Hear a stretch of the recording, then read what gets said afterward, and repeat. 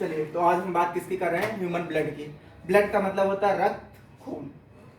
Okay, अब सबसे पहले बात करते हैं कि ये क्या है। जैसा कि हम हर टॉपिक में पहले ये जानते हैं कि क्या है, क्यों है, काम क्या है और फाइनल इसका रिजल्ट क्या मिलता है। तो हम सबसे पहले जानेंगे ये क्या। ये क्या होता है? एक लिक्विड कनेक्टिंग टिश्यू, ये तरल संयोजी ऊतक है। क्या है ये? तरल संयोजी क्या है? ऊतक है। हमने इसे तरल संयोजी ही क्यों कहा, कुछ और क्यों नहीं कहा? तरल इसलिए कहा क्योंकि ये लिक्विड फॉर्म में जाता है। संयोजी इसलिए कहा क्योंकि ये कई सेल्स, टिश्यू और ऑर्गन्स को क्या करता है? आपस में जोड़ने का काम करता है, इसलिए इसको क्या बोला है? संयोजी बोला है। अब हम बात करते हैं इसका रंग क्या होता है। देखो, इसका रंग जो होता है अलग अलग होता है। अगर हम बात करें मैमल्स में, तो उसमें क्या पाया जाएगा? रेड होगा। इनका जो कलर का निर्धारण है, इसमें एक विशेष प्रकार का जो होता है मटेरियल पाया जाता है, जिसे हम पिगमेंट बोलते हैं। वही क्या करता है? ये निर्धारण करता है कि इसका रंग कैसा होगा।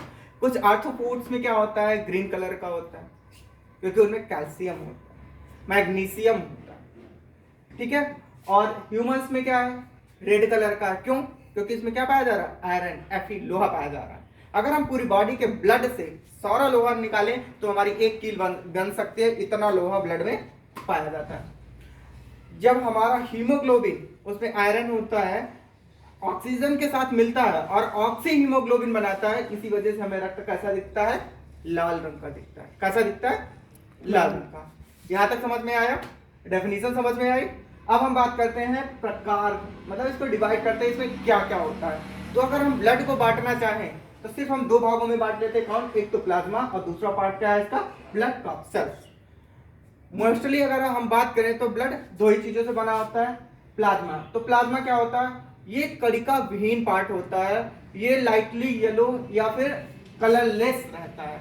ये टोटल ब्लड की बात करें तो 55% रहता है। टोटल जो ब्लड होगा 100%, उसका कितना होगा? 55% पाया जाएगा। ब्लड का अपसेल्स होंगी वो 45% टोटल ब्लड की पाई जाएगी। अब हम बात करते हैं प्लाज्मा। प्लाज्मा जो है उसमें क्या क्या होगा?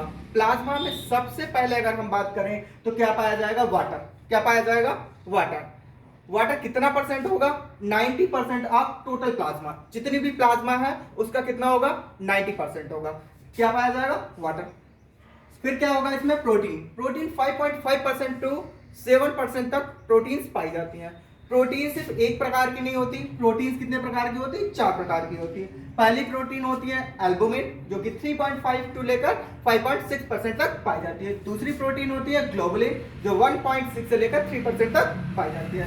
तीसरी जो हमारी प्रोटीन होती है उसे फाइब्रिनोजन बोलते हैं, जो कि क्या होती है? 0.2 टू लेकर 4% तक पाई जाती है। जो सबसे अहम काम कौन सा करती है? जब हम ब्लड क्लॉटिंग का, जब हम कट जाते हैं, छिल जाते हैं, चोट लग जाती है, तो ये क्या बनाती है? फाइब्रिन्स का निर्माण करती है और वहां पे क्या करती है? एक नेट लाइक स्ट्रक्चर बनाती है, जिससे क्या होता है? हमारी फॉर्मेशन करती है, उसमें ब्लड प्लेटलेट फंस जाती है और हमारा ब्लड बाहर आना बंद हो जाता है और ब्लड क्लॉट होता है। इसी प्रोसेस के आगे हम देखते हैं क्या होता है? प्रोथ्रोम्बिन होती है, जो कि थ्रोम्बिन में चेंज होती है। ठीक है। अगला सबस्टेंस इसमें क्या होते हैं? ऑर्गेनिक सबस्टेंस होते हैं। ऑर्गेनिक जो सबस्टेंस होंगे वो कितने प्रकार के होंगे? दो प्रकार के होंगे। एक तो क्या होंगे? नाइट्रोजनस, और दूसरे क्या होंगे? Non nitrogenous. नाइट्रोजनस में कौन कौन आएंगे? हमारा यूरिया, यूरिक एसिड और अमोनिया, जिनमें क्या होगा? नाइट्रोजन प्रेजेंट होगा, इसीलिए इनको क्या बोलेंगे? नाइट्रोजनस। दूसरे क्या होंगे? Non nitrogenous. नॉन नाइट्रोजनस मतलब जिनमें नाइट्रोजन नहीं होगा। मतलब क्या होगा? फैट है, कार्बोहाइड्रेट और लिपिड, इनमें नाइट्रोजन नहीं पाया जाएगा। इसके बाद हमारा क्या होगा? चौथा पाया जाएगा, वो क्या पाया जाएगा? Organic substance. ऑर्गेनिक सबस्टेंस में मेनली क्या आएंगे? हमारे मिनरल्स आएंगे। क्या आएंगे? मिनरल्स, जैसे कैल्शियम है, फास्फोरस है, पोटेशियम है, सोडियम है, ये सारी चीजें पाई जाएंगी। फिर क्या पाया जाएगा? 5वें नंबर पे क्या आता है? एंजाइम्स आता है। क्या आते हैं? एंजाइम्स, जो कि किसमें रहते हैं? प्रेजेंट ब्लड में। एंजाइम में क्या होंगे? लाइपेज, प्रोटीएज, गैलेक्टिएज, इस पे ये क्या पाए जाएंगे? एंजाइम्स पाए जाएंगे। फिर हमारा क्या पाए जाएंगे? इसमें हार्मोन्स होते हैं। क्या होते हैं? हार्मोन्स होते हैं। हार्मोन्स क्या होते हैं? कौन से होते हैं? थायरॉक्सिन होगा, इंसुलिन होगा और एड्रेनलिन होगा। कौन सा होगा? इंसुलिन और थायरॉक्सिन एंड एड्रेनलिन। फिर क्या पाया जाएगा? इसमें गैसेस होंगी। प्लाज्मा में और क्या होगा? गैसेस। गैसेस में क्या हो जाता है? कार्बन डाई ऑक्साइड जिसे CO2 बोलते हैं, दूसरा ऑक्सीजन, और कभी कभार इसमें अमोनिया भी पाई जाती है। वो सिर्फ कुछ ही दूरी तक पाई जाती है जब ब्लड लीवर में जाता है। अमोनिया से डायरेक्ट वहाँ यूरिया बन जाता है RNA साइकिल में, उसके बाद कुछ भी खत्म, उसके बाद ब्लड में नहीं पाया जाता। फिर देखते हैं दूसरा पार्ट क्या है ब्लड का, जिसे हम क्या बोलते हैं, ब्लड कैप्सूल्स बोलते हैं। ये कितना होता है, टोटल ब्लड का 45% होता है। कितना होता है, 45% होता है। अब ये टोटल ब्लड का 45% होता है, इसको भी हमने कितने भागों में बांट लिया है, 3 भागों में। कौन सा, erythrocyte, leucocyte and thrombocyte. Erythrocyte इनको हम सामान्यतः क्या बोलते हैं, आरबीसी बोली जाती है, यही रेड कलर की होती हैं, और इन्हीं में क्या होता है, हीमोग्लोबिन पाया जाता है। क्या पाया जाता है, हीमोग्लोबिन। और ये ऑक्सीजन के साथ कंबाइन करती हैं, कॉम्बिनेशन करती हैं और ऑक्सी हीमोग्लोबिन बनाती हैं, और ऑक्सीजन को अपने साथ क्या करती हैं, जोड़ती हैं, और ब्लड के में चलते हुए जहां उसकी ऑक्सीजन की क्या होती है, आवश्यकता होती है, वहां लेकर जाती है। इनका जीवन काल लगभग में 120 दिन का माना जाता है। वैसे तो ये नॉन न्यूक्लिएटेड होती हैं। अगर हम बात करें ह्यूमन वगैरह में, मोस्ट ऑफ मैमल्स में कैसी होंगी, नॉन न्यूक्लिएटेड, उनमें न्यूक्लियस मतलब केंद्र नहीं पाया जाएगा। लेकिन जब बात करेंगे ऊंट और लामा, 2 ऐसे एनिमल्स हैं जिनकी आरबीसीज में क्या पाया जाता है, न्यूक्लियस पाया जाता है। ये अपवाद है। फिर क्या होता है हमारा थ्रोम्बोसाइट। थ्रोम्बोसाइट्स क्या होती है, ब्लड प्लेटलेट्स होती है। ब्लड प्लेटलेट्स क्या है, हमारे जो ब्लड है उसमें छोटी छोटी तस्तरी नुमा संरचनाएं पाई जाती है, छोटी छोटी कणिकाएं, उन्हीं को हम क्या बोलते हैं, ब्लड प्लेटलेट्स बोलते हैं। क्या कारण है, क्यों है ब्लड प्लेटलेट्स, अगर ना हो तो क्या होगा, अगर होगी तो क्या होगा। सबसे अहम चीज होती है सीखने के लिए, अगर आप साइंस सीख रहे हैं तो उसमें क्या लगा दिए, किसी चीज के पहले क्या लगाइए, क्यों।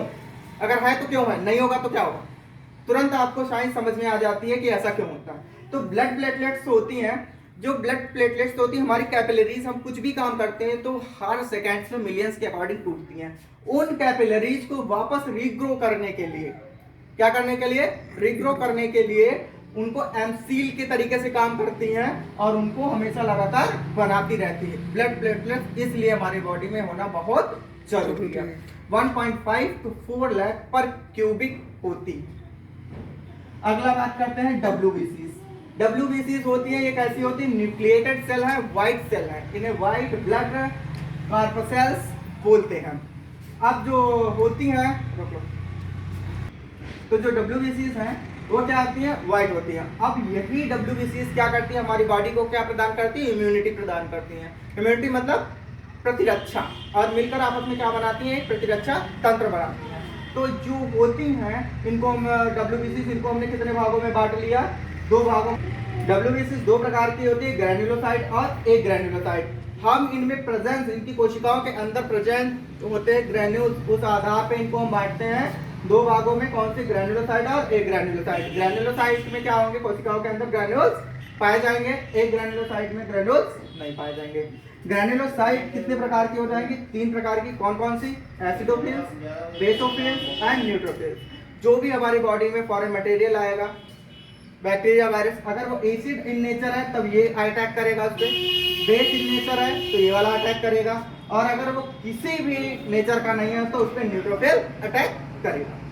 जैसा कि इसमें देख रहे हो, एसिडोफिल्स कैसा होता है, 2 न्यूक्लियस वाला होता है, बेसोफिल्स 3 न्यूक्लियस वाला होता है, और जो न्यूट्रोफिल्स होता है वो 3 से लेकर 5 न्यूक्लियस तक उसमें पाए जा सकते हैं। अब हम बात करते हैं एग्रैन्युलोसाइट। एग्रैन्युलोसाइट जो होती है मोस्टली 2 प्रकार की होती है, lymphocyte and monocyte. Lymphocyte and monocyte. Lymphocyte क्या होती है, लिम्फोसाइट ही मेन होती है जो बैक्टीरिया वायरस को क्या करती है, किल करने का काम करती है। हमारे यहाँ पे जो हमारा भी एक डिफेंस सिस्टम होता है, उसमें शूटर का जो काम करते हैं वो क्या होता है, ब्लैक कमांडो की तरीके से ये भी क्या होते हैं, लिम्फोसाइट क्या करते हैं, शूट करते हैं।